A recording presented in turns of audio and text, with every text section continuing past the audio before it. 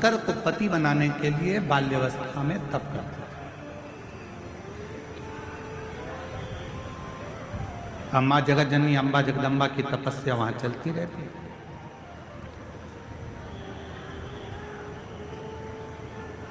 वहां पर एक सुधात नाम का असुर था, और वो सुधात नाम का जो असुर था, जब मां जगतजननी तप करती थी तो सुधात उस स्थान पर आता था और मां जगतजननी के तप का दर्शन करता था। वो शिव को नहीं जानता, वो भगवान शंकर का स्मरण नहीं करता, वो ना शिव को जानता था, ना शंकर का भजन करता था, ना शंकर का स्मरण करता था, ना शंकर का मंत्र जाप करता था, ना शंकर जी का गुणगान करता था। वो सुधात असुर केवल जहां पर पार्वती जी बैठकर तप करती थी उस भूमि पर आकर पार्वती जी को देखता था।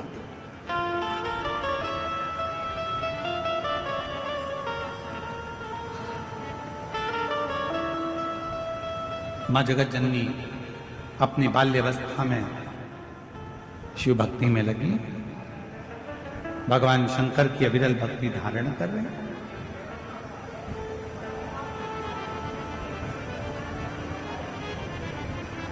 अविरल भक्ति में मां जगतजननी खोई। अब सुधात ने एक बार विचार करा, सुधात असुर ने विचार करा कि ये है कौन। तब स्मरण करके उसने पता करा कि यह हिमालय राज की बेटी पार्वती है, और बालू मिट्टी का शिवलिंग बनाकर, बालू का शिवलिंग बनाकर, मिट्टी का शिवलिंग बनाकर शंकर जी की आराधना करते, शिव की आराधना, भगवान शंकर की अविरल भक्ति को धारण कर। पार्वती जी को नहीं मालूम कि मुझे कौन देखता है, पार्वती जी तो अपने भजन में लीन रहती हैं, शिव की भक्ति में डूबी रहती हैं। श्री शिवाय नमस्तुभ्यं, श्री शिवाय नमस्तुभ्यं, श्री शिवाय नमस्तुभ्यं, श्री शिवाय नमस्तुभ्यं। पार्वती जी अपनी अलमस्ती में भगवान की आराधना कर, उन्हें नहीं मालूम। जो कथा सुनने के लिए आता है वो ये नहीं देखता कि मैं आगे बैठा हूं कि पीछे बैठा हूं कि राइट में बैठा हूं कि लेफ्ट में बैठा हूं।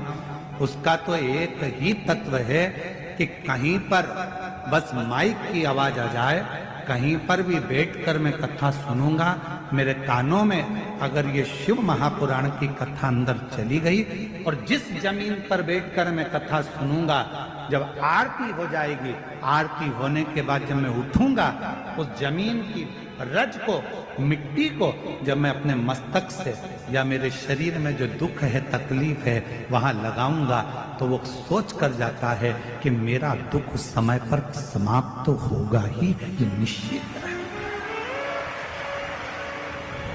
और कोई पूछे कि सियोर वाला महाराज बोलता है कि जहां कथा बैठकर सुन रहे हो, उठोगे, आरती होने के बाद जब वहां से जाओगे, वहां की मिट्टी को अपने मस्तक चढ़ा कर जाना या उस मिट्टी को नमन कर कर जाना, ये कहां लिखा?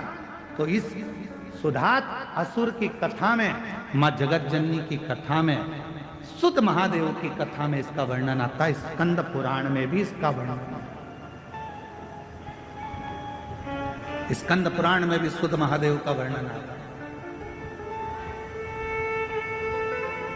और जब भी आप जम्मू कश्मीर घूमने के लिए जाएं,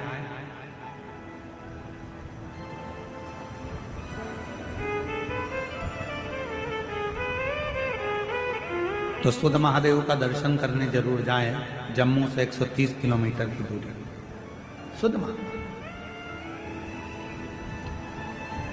संगत का असर किसको कहते हैं?